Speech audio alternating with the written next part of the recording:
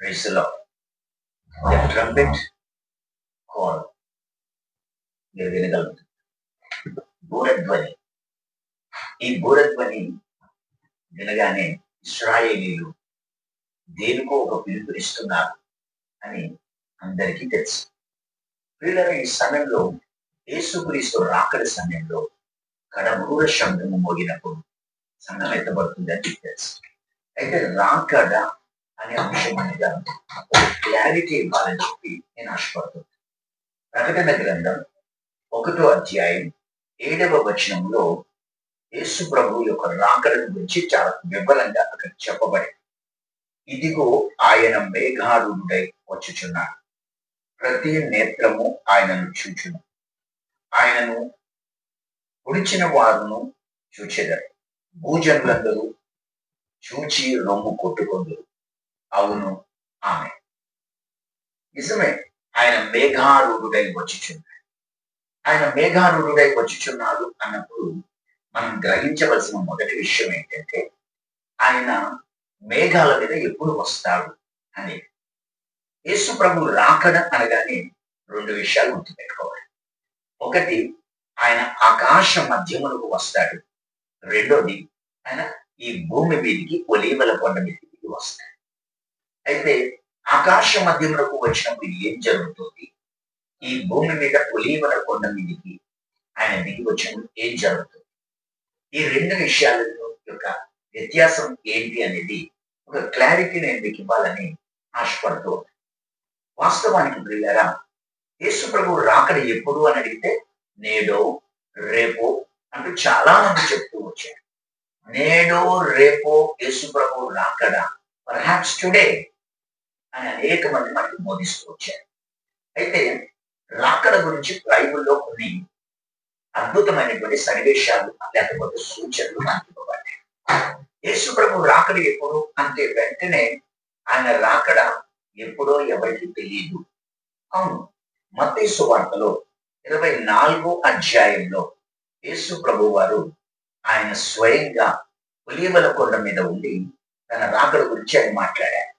తన రాకడ గురించి ఆయన మాట్లాడుతూ తన రాకడ ఎప్పుడు అనేది పరలోకంలో తండ్రికి తప్ప ఇంకెవ్వరికి, కనీసం దేవదూతలకైనా మనుష్య కుమారుడికైనా తెలియదు అన్నారు. నేను ఆ వాక్య భాగాన్ని చదువుతున్నాను, చూడండి. మత్తయి సువార్త 24వ అధ్యాయం 24వ అధ్యాయంలో నేను 36 చదువుతున్నాను. అయితే ఆ దినము గుర్చి, ఆ గడియల గుర్చి తండ్రి మాత్రమే ఎరుగును, కానీ ఏ మనుష్యుడైనను, పరలోకమందు దూతలైనను, కుమారుడైనను ఎరుగదు అని బహు క్లియర్గా ఉంది.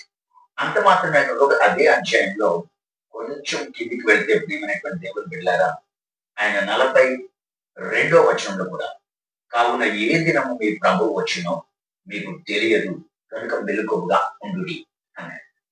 కాబట్టి ఇదే మాట కేవలం మత్తయి 24:36 నుంచి మరియు 42 వచనాలలో మాత్రమే కాకుండా లూకా 12:40 వచనంలోను, మార్కు 13:33 వచనాలలోను ఇదే మాట రాస్తుంది.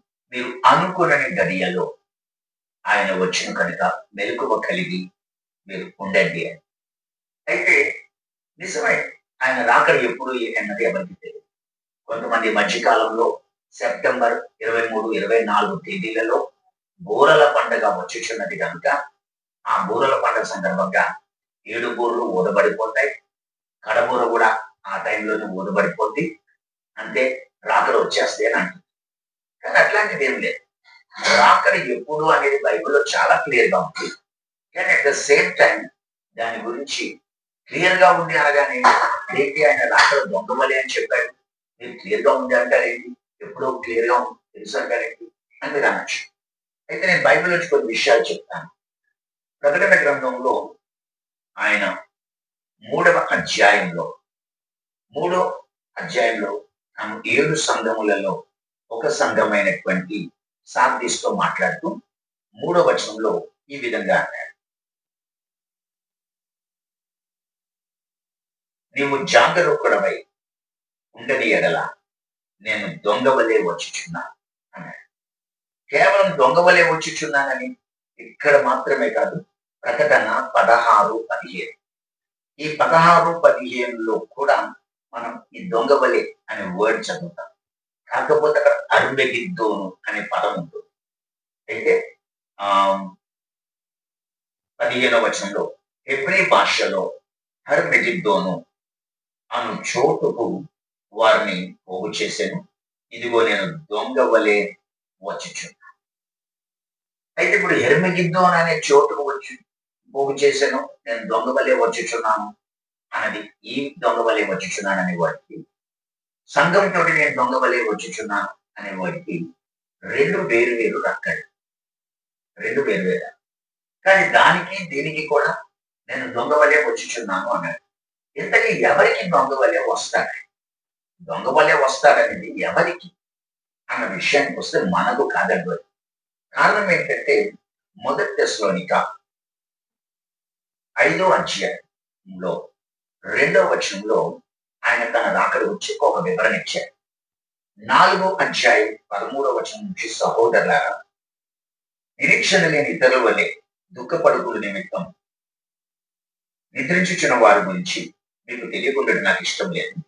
యేసు మృతులలో నుండి తిరిగి లేచను అని మనము నమ్మిన ఎడల, అదే ప్రకారము యేసు నందు నిద్రించిన వారు నీ దేవుడు ఆయనతో కూడా వెంట పెట్టుకుని వచ్చు. మేము ప్రభు మాటను బట్టి మీతో చెప్పినదేమనగా, ప్రభు రాకడ వరకు సజీవులమై నిలిచి ఉండు మనము నిద్రించిన వారి కంటే ముందుగా ఆయన సన్నిధిని చేరం. ఆర్భాటముతోను ప్రధాన దూత శబ్దంతోను దేవుని బూరతోను పరలోకం నుండి ప్రభు దిగి వచ్చింది. క్రీస్తునందుండి మృతులైన వారు మొదట లేకుడు, ఆ మీదట సజీవులమై నిలిచి ఉండు మనము వారితో కూడా ఏకముగా ప్రభువును ఎదుర్కొన్నట్టుకు ఆకాశ మధ్యమునకు మేఘముల మీద కొనిపోబడు అన్నాడు. సో ఈ మాట చెప్పారు. దేని గురించి మాట్లాడుతున్నాడు ఆయన? రాకడ దేని గురించి అంటే ఆకాశ మధ్యమునకు వస్తాడు. అప్పుడు ఆ సబ్జెక్ట్ మాట్లాడుతాడు. ఈ సబ్జెక్ట్ మాట్లాడుతూ వెంటనే 4వ అధ్యాయం అయిపోయింది.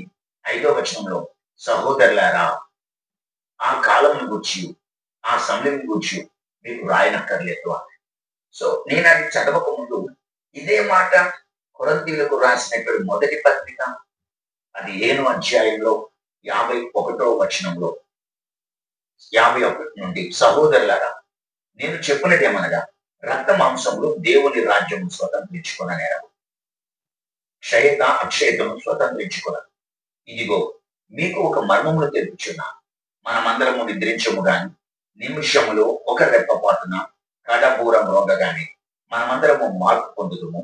బూర మ్రోగును, అప్పుడు మృతులు అక్షయులుగా లేపబడుతును, మనము మార్పు పొందు. చూసారా? కడబూర మ్రోగినప్పుడు మృతులు అక్షయులుగా లేపబడతారు, మనము మార్పు పొందుతాం అని రాశారు. ఇక్కడ మొదటి కొరింథీ 15:50 వచనంలో ఏం చెప్పాడో సేమ్ అదే మాట మొదటి తెస్సలోనిక 4:13 నుంచి కూడా మనం చదివాం. ఇకపోతే ప్రియులారా, 5వ అధ్యాయం స్టార్టింగ్ లోనే ఆయన మనతో చెప్పేశాడు. ఏమని చెప్పాడు అంటే, సహోదరులారా, ఆ కాలం గురించి ఆ సమయం గురించి మీకు వ్రాయనక్కర్లేదు. రాత్రి వేళ దొంగ ఎలాగూ వచ్చినో అలాగూ ప్రభువు దినము వచ్చు. గమనించారా? ఇక్కడ ప్రభువు దొంగలాగా వస్తాడు అనలేదు, ప్రభువు దినము వచ్చును. ప్రభువు దినము అంటే ఆ దినం గురించి రాస్తానంట. ప్రభువు దినము దొంగ వలె వచ్చును. రాత్రి వేళ దొంగ ఎలాగూ వచ్చినో అలాగే ప్రభువు దినం వచ్చినని మీకు బాగుగా తెలియదు. లోకులు నెమ్మదిగా ఉన్నది, భయమేమీ లేదని చెప్పుకోవచ్చు కదా. గర్భిణీ స్త్రీకి ప్రసవ వేదన వచ్చినట్లు వారికి అన్నట్టు, మనకు కాదు, వారికి ఆ దినం దొంగ.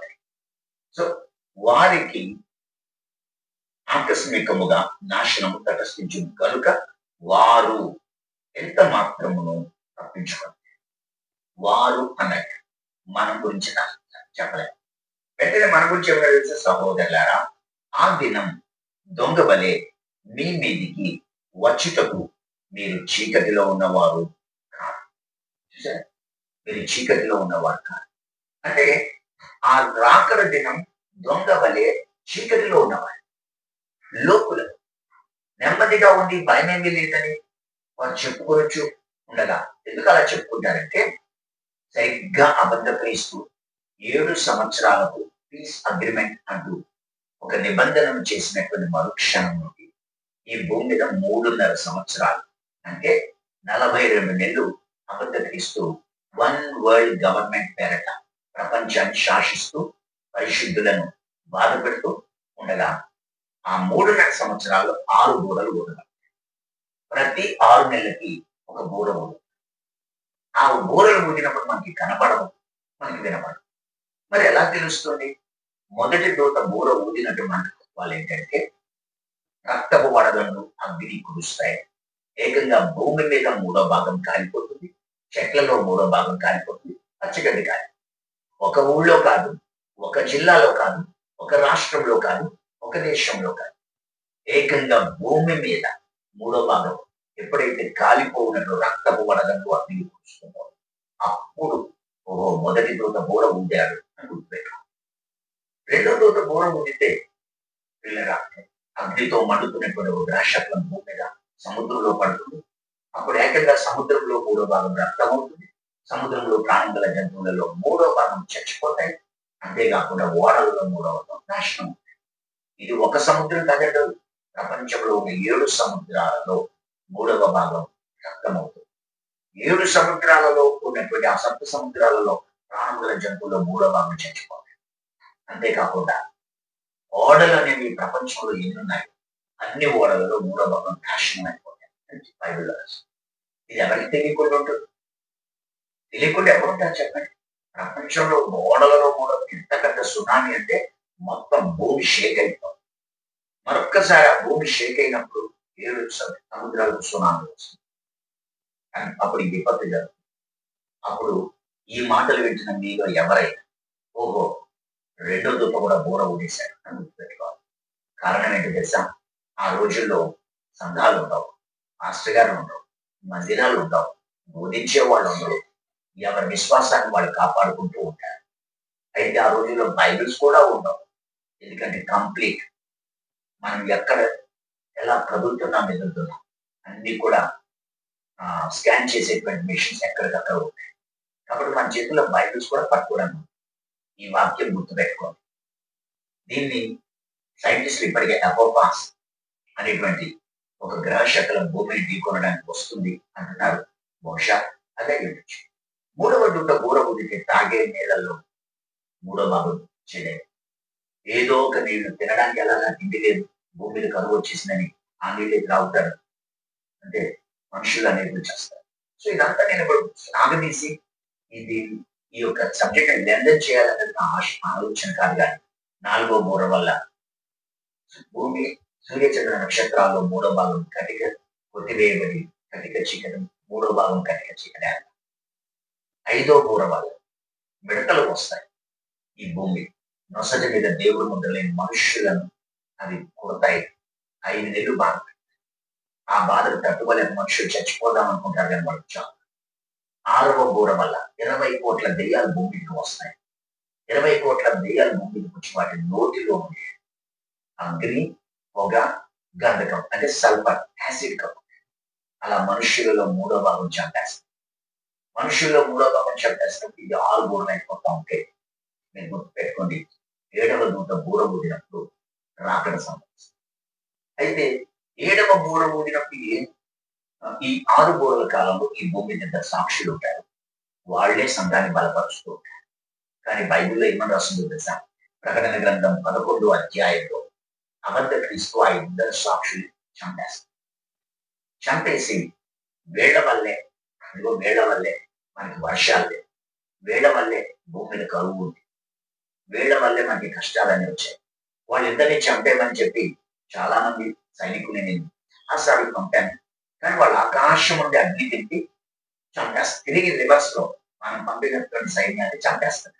కాబట్టి నేను రక్షకుని కాబట్టి ఖచ్చితంగా మిమ్మల్ని కాపాడడం కోసం ఆ ఇద్దరు సాక్షులు చంపి మిమ్మల్ని కాపాడుకుంటాడు అని చెప్పి ప్రియమైనటువంటి దేవుని బిడ్డ ఆయన ఏం చేస్తాడంటే ఆ ఇద్దరు సాక్షులు చంపగానే ప్రకటన గ్రంథం 11వ అధ్యాయంలో అమ్మయ్య వీళ్ళ పీడ వెరగడైపోయింది అనేటువంటి ఆనందంతో ప్రజలటండి వాళ్ళు ఆ ఏకంగా ప్రకటన గ్రంథం 11వ అధ్యాయంలో 10వ వచనంలో ఆ ఇద్దరు ప్రవక్తలు భూనివాసులను బాధించినందున భూనివాసులు వారి గతి చూచి సంతోషించుచు ఉత్సహించుచు ఒకరినొకడు కట్నములు పంపుకొనుచు ఉందురు అన్నాడు.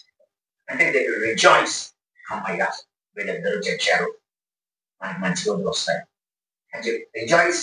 ఒక పక్క కట్నాలు పంపుకుంటూ సంతోషిస్తూ ఉత్సాహం చేసుకుంటూ, అంతేకాకుండా అబద్ధ క్రీస్తు మీద ఇంకా నమ్మిక తెచ్చుకుని ఆయన కోరుకుంటున్నాడు. సో ఈ మాటనే మనం మొదటి తెస్సలోనిక 5వ అధ్యాయంలో ఏమని చెప్పామంటే లోకులు నెమ్మదిగా ఉన్నది భయమేమీ లేదని చెప్పుకొని చూడగా వారికి ఆకస్మికంగా నాశనం కలిసింది. సో ఇది అదే ఏ రోజైతే ఇద్దరు సాక్షులు చనిపోతారు అప్పుడు రాకడ. ఓకే, ఇకపోతే ఈ రాకడ గురించి ఇంకా ఏమైనా సూచనలు ఉన్నాయా అంటే కడబూరం మోగినప్పుడు అని చెప్పాను కదా. ఇప్పుడు ప్రకటన గ్రంథంలో కడబూరం మోగినప్పుడు ఏం జరుగుతుంది అన్న విషయాన్ని 11వ అధ్యాయంలో 15వ వచనం నేను చెబుతున్నాను. 7వ దూత బూర ఊదినప్పుడు పరలోకంలో గొప్ప శబ్దములు పుట్టాను. ఆ శబ్దములు ఈ లోక రాజ్యము మన ప్రభువు రాజ్యము, ఆయన క్రీస్తు రాజ్యం, ఆయన దేవుడి రాజ్యం సమీపించింది, మారు మనసు పొందండి పొందండి పొందండి అని మనం అందరం ప్రకటిస్తున్నాం. ఆ రోజు బాప్తిస్మం నుంచి యోహాను దినములు మొదలు. అయితే ఇప్పుడు బైబిల్ ఏమని చెప్తుందంటే 7వ దూత బూర ఊదగానేనట ఈ లోక రాజ్యము మన ప్రభువు రాజ్యము, ఆయన క్రీస్తు రాజ్యం. మన ప్రభువు అంటే తండ్రి, ఆయన క్రీస్తు అంటే యేసయ్య, రాజ్యము ఆయన అంటారు. రెండో మాట ఆయన యుగ యుగములు వారిని ఏలును, యుగ యుగాలు ఇక మీదట రాజ్యం చేస్తారు. మూడో మాట అంతటా దేవుని ఎదుటను సింహాసనం ఎదుటను సింహాసనాసీనుడు ఆ 24 పెద్దలు సాగిల సాష్టాంగపడి దేవునికి నమస్కారం చేసి వర్తమాన భూత కాలములలో ఉండు దేవుడవైన ప్రభువా సర్వాధికారి నీవు మహాబలమును స్వీకరించి ఏలుచున్నావు. అంటే God has started his rain. ఆయన తన రాజ్య పరిపాలన ప్రారంభించాడు కాబట్టి ఏలుచున్నావు కనుక మేము నీకు కృతజ్ఞతాస్తుతులు చెల్లించుచున్నాము. జనములు కోపగించినందున నీకు కోపం వచ్చింది. అంటే ఏంటో తెలుసా, ఆ రోజు నుంచి సంఘం ఎత్తబడినటువంటి నెక్స్ట్ డే నుంచి 7 ఉగ్రత పాత్రలు విరవబడిన వారికి కుమరించు. అందుకే 7వ దూత బూర ఊదగానే ఆయన మాట్లాడుతున్నారు ఏమనంటే నీకు కోపము వచ్చాను, మృతులు తీర్పు పొందుటకు అన్నాడు. ఎప్పటిదాకా క్రీస్తునందుండి మృతులైన వాళ్ళందరూ లెగుస్తారని 7వ బూర చెప్పినప్పటికీ మృతులు తీర్పు పొందుటకు నీ దాసులకు ప్రవక్తలకును పరిశుద్ధులకును నీ నామమునకు భయపడి వారికి తగిన ఫలం ఇచ్చేటప్పుడు అన్నాడు. సో ఇక్కడ 3 పదాలు ఉన్నాయి చూడండి. నీ దాసులకు ప్రవక్తలు పరిశుద్ధులు నీ నామమునకు భయపడు. అంటే వీళ్ళెవరు? ఎత్తబడి సజీవులుగా ఉండి మృతులు లేపబడి మేఘాల మీద వెళ్ళిపోతుంటే వాళ్ళ మెరుగెత్తని మీరు కూడా ఎత్తబడేటువంటి సజీవులు. అందుకే ప్రవక్తలు, దాసులు మరియు నీ నామమునకు భయపడు అని 3 పదాలు వాడారు. సో సంఘం ఎత్తబడుతుంది అని రాశారు. అంత మాత్రమే కాకుండా వారికి ఎత్తబడిన వెంటనే తగిన ఫలం ఇవ్వబడుతుంది. కారణం ఏంటంటే మనం క్రీస్తు న్యాయపీఠం ఎదుట నిలబడతాం. మరియు గొప్ప వారికి కొద్ది వారికి భూమిని నశింపజేయు వారిని నశింపజేయటకు సమయం వచ్చాయి. అంటే అంతవరకు దేవునికి నమ్మకుండా ఉండిపోయి తిరుగుబాటు చేసినట్టు వాళ్ళకి ప్లస్ అబద్ధ క్రీస్తుకి వారి సైన్యాలకు దేవుడు ఇక కరెక్ట్ ట్రీట్మెంట్ ఇవ్వాలి. తీర్పు తీర్చే సమయం వచ్చింది అట. అయితే ఈ విషయాలని ఇంత క్లియర్ గా మీతో చెప్తున్నప్పుడు నేను ఒక్క మా రెఫరెన్స్ చూపించి ఆయన రాకడ గురించి నేను క్లోజ్ చేస్తాను. పిల్లరా, ఆయన రాకడ ఎప్పుడు అనే ఈ అంశంలో మనం ఇప్పటిదాకా చెప్పుకున్న వాటిలో ఒకటి, 6 బూరలు ఊదబడి 7వ బూర సమయంలో సంఘం ఎత్తబడుతుందని. ఇద్దరు సాక్షులు 3.5 సంవత్సరాలు వాళ్ళు సంఘాన్ని బలపరుస్తూ ప్రవచిస్తూ ఉండి వాళ్ళ సమయం పూర్తయిపోయిన ప్రబద్ధ క్రీస్తు వచ్చి ఆ ఇద్దరు సాక్షులు చంపుతాడు అని. ఇవి మాత్రమే కాకుండా మనం 2వ దశలోనిక 2వ అధ్యాయంలో మనం 1 నుంచి ఇలా చదువుతాం. సహోదరులారా, ప్రభు దినం ఇప్పుడే వచ్చి ఉన్నట్టుగా ఆత్మ వలననేను, మాట వలననేను, మా యుద్ధ నుండి వచ్చినదని చెప్పిన పత్రిక వలనే ఎవరైనాను మీతో చెప్పిన మీరు త్వరపడి చంచల మనస్కులు కాకుండవలనని, బెదరకుండవలనని మన ప్రభు అయిన యేసుక్రీస్తు రాకడను బట్టి మనం ఆయన ఎదుట కూడుకుంటున్నాం. రాకడ అంటే ఒలీవ కొండ మీద కాదు, పైనుంచి కిందకు వస్తే కింద నుంచి మనం పైకి. కాబట్టి ఈ రాకడ గురించి చెప్తున్నాం, మధ్యాకాశం గురించి రాకడ చెప్తాను. రాకడని బట్టి మనం ఆయన ఎదుట కూడుకుని బట్టి మిమ్మల్ని వేడుకోవచ్చు. మరి ఎప్పుడు వస్తుంది రాకడ? మొదట భ్రష్టత్వం సంభవించి నాశన పాత్రులకు పాప పురుషుడు బయలు పడితేనే కానీ ఆ దినము రాదు అంటే క్లియర్ గా ఉంది. మొదట నాశన పాత్రుడు పాప పురుషుడు బయలు పడితే ఆ దినము రాదు. కాబట్టి ఏది దేవుడు అనబడు దాని అందరినీ ఇచ్చిస్తున్నాడు. దాని అందరికీ పైగా తను తాను ఇచ్చించుకొని తానే దేవుడనని దేవుని ఆలయంలో కూర్చోడు. దేవుని ఆలయంలో కూర్చుని కనుక ఏ విధము చేతనైనా ఎవరు మిమ్మల్ని మోసపరచలేదు. కాబట్టి ఈ అబద్ధ క్రీస్తు నేనే దేవుడు, ముస్లింలు ఎదురు చూస్తున్న అల్ అహ్మదీ నేనే, క్రైస్తవులు ఎదురు చూస్తున్న యేసు క్రీస్తు నేనే, బౌద్ధ మతస్థులు ఎదురు చూస్తున్న బుద్ధుడు నేనే, ఇశ్రాయేలీలు ఎదురు చూస్తున్న మెస్సయ్య నేనే, భారతదేశం వాళ్ళు ఎదురు చూస్తున్న సత్యయుగ స్థాపకుడు కల్కి భగవాన్ నేనే, లేకపోతే దక్షిణ భారతదేశం వాళ్ళు ఎదురు చూస్తున్న వీరభోగ వసంతరాయుడు నేనే, లేకపోతే అడ్వాన్స్డ్ టెక్నాలజీతో సూపర్ ఆర్టిఫిషియల్ ఇంటెలిజెన్స్ కోసం ఎదురు చూస్తున్నటువంటి ఈ కంప్యూటర్ యుగము సాఫ్ట్వేర్ ప్రపంచాన్ని అది కూడా నేను. ఎందుకంటే స్వయం నిర్ణయాలు చేసుకోగలిగినటువంటి మానవ మేధస్సు కలిగిన ఒక కంప్యూటరైజ్డ్ రోబో ఉంటుంది, అది అబద్ధ క్రీస్తు వృత్తిలో. కాబట్టి నేనే అని చెప్పి వాడు దేవుడు ఆలయంలో అని క్లియర్. ఇంకా దేవుడు ఆలయం ఎక్కడ కట్టారు? లేదు. ఆలయం స్థలంలో ఒక మసీద్ ఉంది, దాని డోమ్ ఆఫ్ ది రాక్ లేక అల్ అక్సా మసీద్ అంటారు. కాబట్టి ఆ మసీద్ తీసేసి ఆ మందిరం కట్టాలి, అబద్ధ క్రీస్తు రావాలి, ఆ తర్వాత అబద్ధ క్రీస్తు వచ్చి 7 ఏళ్ళు అక్కడ సంతకం చేయాలి. సంతకం చేసిన మరుసటి రోజు నుండి ప్రతి 6 నెలలకు ఒక బోర చొప్పున 6 బోరలు ఊడబడాలి. ఆ 6 బోరల కాలంలో ఆ ఇద్దరు సాక్షులు సంఘాన్ని బలపరుస్తూ ఉండాలి. మరోపక్క అబద్ధ క్రీస్తు భక్తులను, మహోన్నతుని భక్తులను అంటారు. ఎక్కడ? దానియేలు 10:7 మరియు ప్రకటన గ్రంథం 13:5లోనేమో, ప్రకటన 13:5లోనేమో లేక 7 పరిశుద్ధులకు యుద్ధం చేయాలి, బాధ పెట్టాలి. ఇవన్నీ చేశాక సడన్ గా ఒకరోజు ఇద్దరు సాక్షులు చంపేస్తారు. చంపేసినటువంటి వెంటనే బైబిల్ ఏముందంటే 3.5 దినములకు ఇక్కడికి ఎక్కిరండి ఒక శబ్దం వినబడింది. అప్పుడు వారు పైకెత్తబడి అప్పుడు వారిద్దరు లేచి పైకి వెళ్ళారు మేఘాల మీద. సేమ్ అదే రాకడ. కాబట్టి ఆ ఇద్దరు సాక్షుల్ని చంపగానే మీరు ఏం గుర్తుపెట్టుకోవాలంటే, ఓహో ఇంకొక 3.5 రోజుల్లో రాకడ వస్తుందని గుర్తుపెట్టుకోవాలి. అదే టైంలో అబద్ధ క్రీస్తు తను తాను హెచ్చించుకుని వాడు దేవుడు ఆలయంలో కూర్చుంటాడు. కూర్చున్నప్పుడు ఓహో 2 రోజుల్లో రాకడ వచ్చేస్తుంది, లేకపోతే 1 రోజుల్లో రాకడ వచ్చేస్తుంది అని టైం లెక్కేసుకో.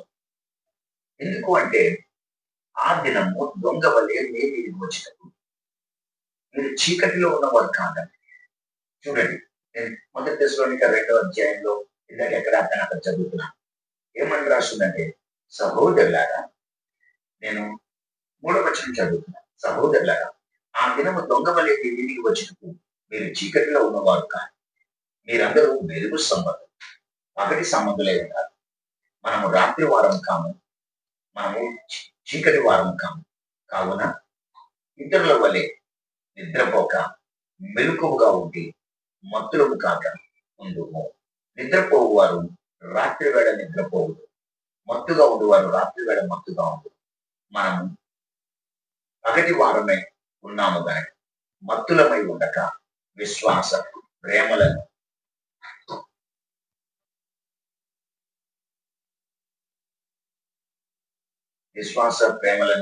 మరియు నిరీక్షణతో కూడిన రక్షణను మనలో మనం శిరస్త్రాణము ధరించుకుంటాం. కాబట్టి యేసయ్య రాకడ దొంగవలి అనేది తన భక్తులకు లోకుల భయమేమీ లేదు, నెమ్మదిగా ఉందని చెప్పుకుని పడుకోవాలి. ఇద్దరు సాక్షులు చనిపోయింది. ఇంత క్లియర్ గా బైబుల్లో యేసయ్య రాకడ ఇప్పుడు రాసినప్పుడు మనం ఎందుకు టెన్షన్ పడుతున్నాం? కడబూర అని ఉంది, అబద్ధ క్రీస్తు దేవుడు ఆలయంలో కూర్చుంటాడని, ఇద్దరు సాక్షులు చంపబడినప్పుడు ఇలా జరుగుతుంది అంటుంది. ఇవన్నీ ఉన్నాయి కాబట్టి ఒకటే గుర్తు, ఆయన రాకడ ఎప్పుడో దేవుడు తన భక్తులకు క్లియర్ గా చెప్పేసి. ఇంకో విషయం చెప్పిన, చీకటిలో ఉన్నది ఏదైనా వెలుగులోకి రాకపోదు, మరుగైనది ఏదైనా బయలుపరచబడకపోదు. దేవుడు తన భక్తులైన ప్రవక్తలకు, తన సేవకులైన ప్రవక్తలకు చెప్పకుండా ఏది చేయడు. నేను చేయబోయేది అబ్రహాముకు దాచేదనా అని అబ్రహాంకి ఎలాగైతే చెప్పాడో అలాగే. అదేంటండి, ఇప్పుడు దాకా యేసు ప్రభు కూడా తెలియదు అని చెప్పి మళ్ళీ వెంటనే ఎలా అంటున్నారంటే, ఇక గుడ్ న్యూస్. యేసు ప్రభు ఆయన చనిపోయే ముందు ఒక ప్రార్థన చేశాడు. ఏమన్నా తెలుసా? తండ్రి, నేను ఇంతకు ముందు ఏ మహిమతో నీ వద్ద ఉన్నప్పుడు నేను ఏ మహిమతో ఉంటున్నావు, ఆ మహిమను నాకు అనుగ్రహించు అంటే, ఆ మహిమను నాకు అనుగ్రహించు అన్నప్పుడు వెంటనే నేను ఆ మహిమను నీకు మరలా అనుగ్రహించును, నేను మహిమ పరతును అని చెప్పేసి దేవుడు మాటించింది. యేసు ప్రభు చనిపోయి ఆయన సమాధి నుండి తిరిగి లేచి ఆ మహిమలోకి ఎంటర్ అయినప్పుడు, ఆది అందు వాక్యం ఉండేది, వాక్యము దేవుడి వాక్యం దేవుడే, ఏ ఫుల్నెస్ కలిగి ఉన్నాడు అదే మహిమలో కలిగి ఎంటర్ అయ్యాడు. ఆయన ఎంటర్ అయ్యాడు కాబట్టి ధైర్యంగా ఈ మాట చెప్తున్నాడు. అప్పుడు ఆ మహిమలోకి ఎంటర్ అయ్యాక ఏది ఎప్పుడు చేయాలో తండ్రి ఆజ్ఞ ప్రకారం ఈ లోకానికి అనిపిస్తాడు. సో ఆయన ఏ టైంలో వస్తాడని టైం చెప్పట్లేదు, లేకపోతే ఏ గంటలో వస్తాడో అని ఆ గంట గురించి చెప్పట్లేదు. ఆయన రాకడకు సూచన మాత్రమే ఇది ఇది అని బైబిల్లో ఇంత క్లియర్ ఉంది. అవి మాత్రమే కాబట్టి టైం చెప్పట్లేదు, చెప్పట్లేదు. నేను చెప్పేది ఏంటంటే, ఆయన రాకడ తెలిసే వస్తుంది. ఎవరికి తెలిసిందంటే, ఆ కాలంలో ఆ సమయంలో సజీవుల్లో ఉన్న వాక్యం బాగా తెలుసున్న వాళ్ళకి ఈ వాక్యం ప్రకారం కడబూరను గుర్తిస్తాం, అబద్ధ క్రీస్తుని గుర్తిస్తాం, ఇద్దరు సాక్షుల వల్ల బలపరచబడతాం, లోకులు నెమ్మదిగా ఉండి భయం లేదని చెప్పుకుంటున్న గుర్తిస్తాం, దేవుడు ఆలయంలో అబద్ధ క్రీస్తుని వెళ్ళి కూర్చోవడానికి గుర్తిస్తాం. ఇవన్నీ చూసి మనం అప్పుడు అది ఏ రోజు అనేది ఎవరికి తెలియదు, కానీ అది ఎలా అనేది మాకు తెలుసు. ఈ రోజు వాక్యం ఏంటని, ఆయన రాకడ సెప్టెంబర్లో కాదు, ఆయన రాకడ సూచనలు క్లియర్గా ఉన్నాయి. మీరు సిద్ధపాటికి యేసయ్యలో వచ్చిన ఆఖరి మాట లూకా 21:30 ప్రకారం, జరగబోవు వాటి నెలను తప్పించుకుని మనుష్య కుమారుని ఎదుట నిలబడి మీరు ఎల్లప్పుడూ ప్రార్థన చేయించు మెలకువగా ఉండేది. లాస్ట్ ఎల్లప్పుడూ అంటే ఆత్మపూర్లే ఉండేది, మెలకువ అంటే ఉపవాసంతో ఉండేది, ప్రార్థన చేయించండి, ప్రార్థనతో తిండి మత్తు అధిక విచారం అనే కూడికి ఆపోజిట్ వర్డ్స్. తిండికి బదులు ఉపవాసం, మత్తుకు బదులు ఆపోజిట్ వర్డ్ ఆత్మపూర్లే ఉండడం, అధిక విచారానికి ఆపోజిట్ వర్డ్ ప్రార్థన కలిగి ఉంటాడు. సో తిండి మత్తు అయి విచారానికి బదులు వీళ్ళగా ఎల్లప్పుడూ ప్రార్థన చేయించు మెలకువగా ఉంటాయి. గాడ్ విల్లింగ్ తిండి మత్తు అయి విచారం అనే సబ్జెక్ట్ మీద మళ్ళీ ఇంకొక వీడియో చేస్తాను. అంతవరకు రాకడ కోసం నువ్వు అప్డేటెడ్ గా ఈ ఛానల్ సబ్స్క్రైబ్ చేయి, మరియు రాకడకు సంబంధించిన ఇన్ఫర్మేషన్ నేను ఎప్పటికీ తీసుకుంటాను కాబట్టి అప్డేటెడ్ గా. God bless you.